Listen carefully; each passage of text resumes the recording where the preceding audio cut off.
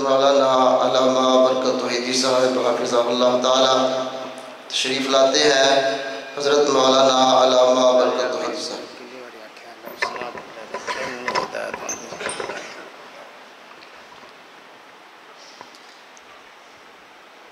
अल्हम्दुलिल्लाह अल्हम्दुलिल्लाह रब्बिल आलमीन वल आक़िबतु लिल मुत्तक़ीन वस्सलातु वस्सलामु अला सय्यिदिल अंबिया वल मुरसलीन व अला आलिहि व सहबिहि अजमईन।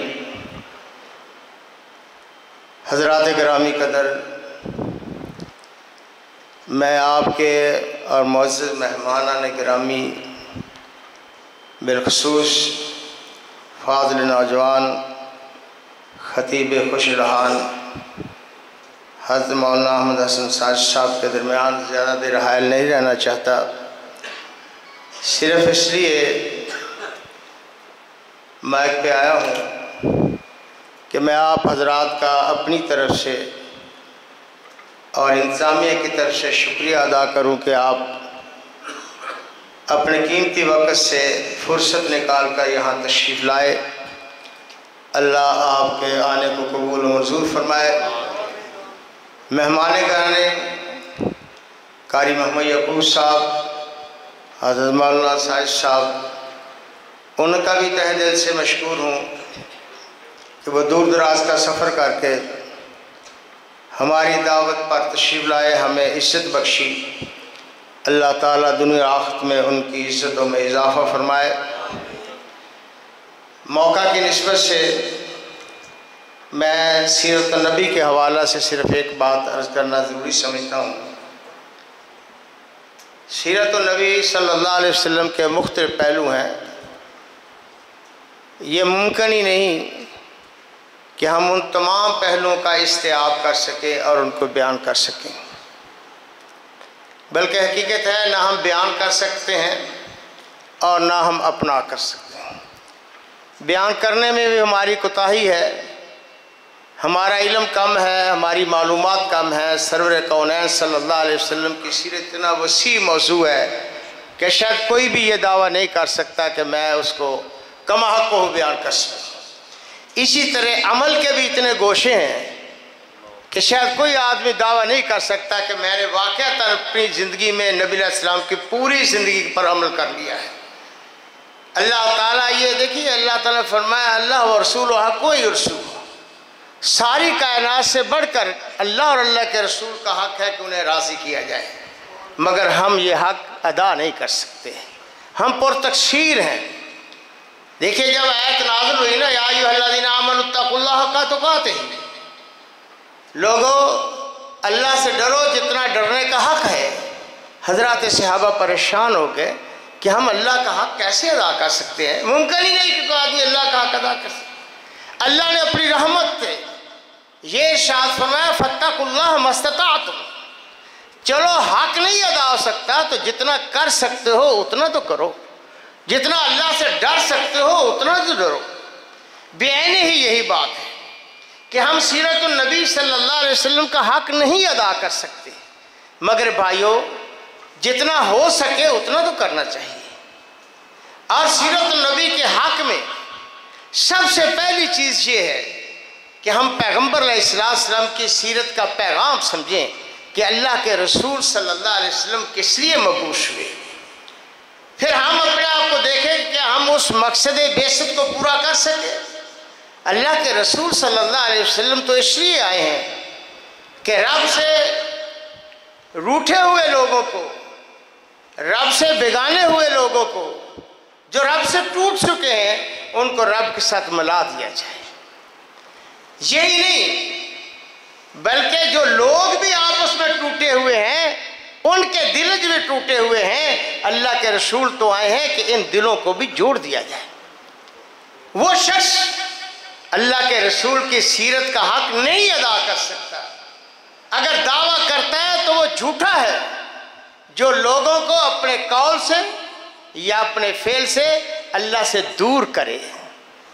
वो क्या सीरत है? जो सीरत इंसान को रब से दूर कर दे। सीरत तो रब को साथ मिलाने के लिए आई है। फिर वो कौन सी सीरत है, क्या सीरत है? जो इंसानों को इंसानों से दूर कर दे। अल्लाह के रसूल तो इंसानों के दिलों को जोड़ने के लिए आए। अब आप देखें दुनिया में सीरत के नाम पर क्या हो रहा है। जो सीरत हम बयान कर रहे हैं या जिस अंदाज पर बयान कर रहे हैं, सीरत जिस अंदाज पर मनाई जा रही है, क्या इससे अल्लाह और अल्लाह के रसूल राजी हो जाएंगे? क्या ये अल्लाह के साथ मिलने का तरीका है? नहीं मेरे भाइयों, हम गलतफहमी के मुब्तला हैं। और क्या ये सीरत लोगों को आपसे मिलाने का तरीका है कि सीरत के नाम पर हम ऐसी बातें करें या ऐसा पैगाम लोगों को सुनाएं कि लोगों में मोहब्बत की बजाय दुश्मनी पैदा हो जाए, लोगों में मोहब्बत की बजाय नफरत पैदा हो जाए? नहीं, सीरत का पैगाम ये है कि हम इंसान को रब से भी मिलाएं और इंसान को इंसान से भी मिलाएं। और ये सिर्फ और सिर्फ खासा है अल्लाह के रसूल सल्लल्लाहु अलैहि वसल्लम की सीरत का। रब को भी मिला सकता है, इंसान को इंसान से भी अगर कोई चीज़ मिला सकती है, वो अल्लाह का कुरान है या जनाब मोहम्मद रसूलुल्लाह सल्लल्लाहु अलैहि वसल्लम की सीरत है। बिला शुबा नबी अलैहिस्सलाम से मोहब्बत हमारे ईमान का हिस्सा है। और ईमान लाने के बाद सबसे पहले इंसान में तब्दीली ये आती है ना। देखिए हिंदा, जिसे हिंद भी कहते हैं, अबू सुफियान की बीवी हज़रत सैयदना अमीर मुआविया रज़ी अल्लाह ताला अन्हु की वालदा, और मशहूर है आपने कई मरतबा सुना कि दीन की इतनी मुखालिफ थी, इतना उसके दिल में बुग़्ज़ था कि हज़रत हमज़ा रज़ी अल्लाह ताला अन्हु को शहीद करवाने वाली ये और कहा जाता है। वाशी के ज़रिए शहीद करवाया उन्हें। जब ये मुसलमान होती है, खुद नबी अलैहिस्सलाम के पास कहती है कि अल्लाह के हबीब सल्लल्लाहु अलैहि वसल्लम, मेरी ईमान लाने से कैफियत पहले ये थी कि दुनिया जहान पर सबसे नफरत, सबसे बुग़्ज़ अगर किसी घराने से या किसी घर से था तो आपके घर से था। मैं देखती थी कि दुनिया में सबसे बदतरीन घर मुझे आपका नजर, आपका खैमा नजर आता था। लेकिन अल्लाह के हबीब, आज मेरी कैफियत ये है कि दुनिया में शायद कोई भी घर ऐसा नहीं जो मुझे आपके घर से ज़्यादा पसंद हो। आज बीच में इनकलाब आ गया, तब्दीली आ गई। बल्कि मशहूर वाक़या है कि नबी अलैहिस्सलाम ने जब उसको कैदी लाकर लाया, मस्जिद में बांधा स्वामी रसाल को, तो वो खुद कहते हैं कि अल्लाह के हबीब सल्लल्लाहु अलैहि वसल्लम, पहले मेरी कैफियत ये थी कि आपके शहर से बदतरीन शहर मेरी नज़रों में कोई नहीं था, आपके घराने से बदतरीन घर कोई नहीं था, आपसे शदीद अदावत थी। मगर आज इस्लाम लाने के बाद अल्लाह के हबीब सल्लल्लाहु अलैहि वसल्लम, दुनिया जहान में अगर कोई शहर मुझे पसंद है तो जनाब पैगंबर का मदीना मुनव्वरा पसंद है।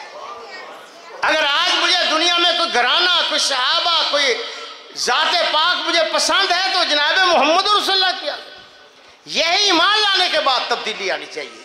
अब हम देखें कि हम ईमान लाए हैं, कलमे का दावा करते हैं, क्या हमारे दिलों में ये म्यार है कि रस्म और रिवाज के मुकाबले में, अपने अज़्ज़ा और कारब के मुकाबले में, अपने इमाम फुक़हा के मुकाबले में, अपने लीडरों के मुकाबले में हम कहें सारे ही सारे हमें उस वक़्त पसंद हैं जब अल्लाह के रसूल के साथ इनका ताल्लुक़ है।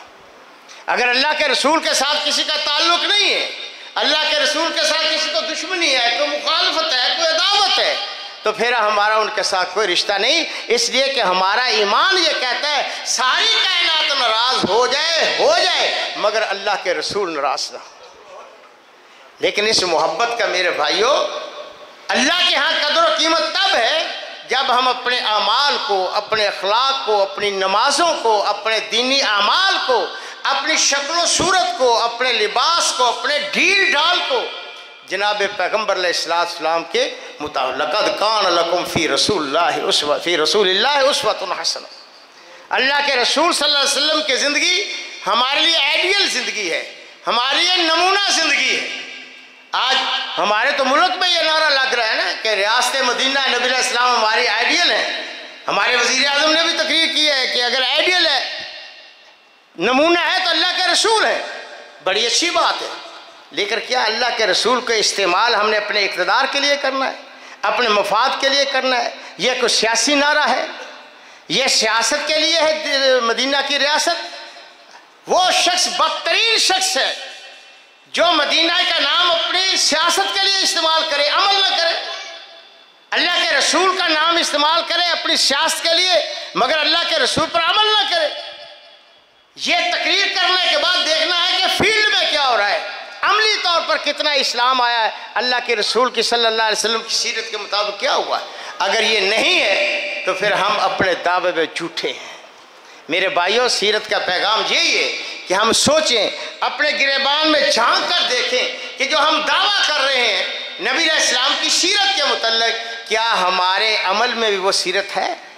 अगर है तो अल्लाह का शुक्र अदा कीजिए कि अल्लाह ने हमें तौफीक दी है कि हमारा अखलाक, हमारे मामलात, हमारी इबादतें, ये सब कुछ अल्लाह के रसूल के मुताबिक है। अगर नहीं है तो फिर नज़र सानी करें, हमें अपना रूट तब्दील करना चाहिए, अपनी फिक्र और अमल में तब्दीली लानी चाहिए। अल्लाह के रसूल का नाम लेकर, सीरत का नाम लेकर अगर हम यहाँ से जाएं, सुबह से कोई नमाज पढ़ने नहीं आए, यहाँ सीरत सुन के जाए, सुबह जनाब सूद का काम शुरू कर दें, यहाँ सीरत सुन के जाए सुबह मिलावट शुरू कर दें, यहाँ सीरत सुन के जाए सुबह रिश्वत शुरू कर दें, यहाँ सीरत सुन के जाए सुबह किसी की ज़मीन पर कब्जा कर लें, किसी भाई का हक मार लें, किसी बहन का हक मार लें, तो फिर ये सीरत का सुनना हमारी निजात नहीं, हमारी बर्बादी का सबब बन जाएगा।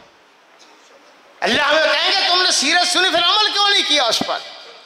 मेरे भाइयों, ये सीरत का सबक है कि अल्लाह फरमाते लिमा तक़ूलून मा ला तफ़अलून, जो कहते हो उस पर अमल करके दिखाओ। अल्लाह हमें तौफीक बख्शे कि हमारी ये सीरत की मजल से हमारे अंदर तब्दीली, इनकलाब का सरिया बन जाए और हम वाक़अतन जिस कदर मुमकिन हो सके अल्लाह के रसूल सल्लल्लाहु अलैहि वसल्लम की सीरत को अपनाएं कि यही चीज़ हमारी दुनिया आखिरत की खुशहाली और कामयाबी की ज़मानत है। अल्लाह हमें ये सबक समझने और अपनाने की तौफीक बख्शे। मैं फिर मुकर्रर अपने मेहमानान गिरामी का शुक्रिया अदा करता हूँ कि उन्होंने हमारी इज़्ज़त अफजाई फरमाई, यहाँ तशरीफ़ लाए, रौनक बख्शी, और आप हजरात का भी शुक्रिया अदा करता हूँ कि आप तशरीफ़ लाए। अल्लाह ताला हम सब की हाज़िरी, ये प्रोग्राम जिन दोस्तों ने दामे दिन में सुखने तावन किया है, जिन्होंने कोशिश और मेहनत की है, अल्लाह ताला उनके जितने मरहूमीन हैं अल्लाह उनकी मग़फ़रत फ़रमाए, जितने ज़िंदा हैं अल्लाह ताला उनको सेहत और सलामती की ज़िंदगी नसीब फ़रमाए, अल्लाह उनके घरों में खुशहालियाँ, तरक्कियाँ और आसूदगी नसीब फ़रमाए, और अल्लाह ताला उनके कारोबार और मामलात को सुन्नत के मुताबिक चलाकर बरकत से नवाजे। व आखिर दावाना अनिल हम्दुलिल्लाह।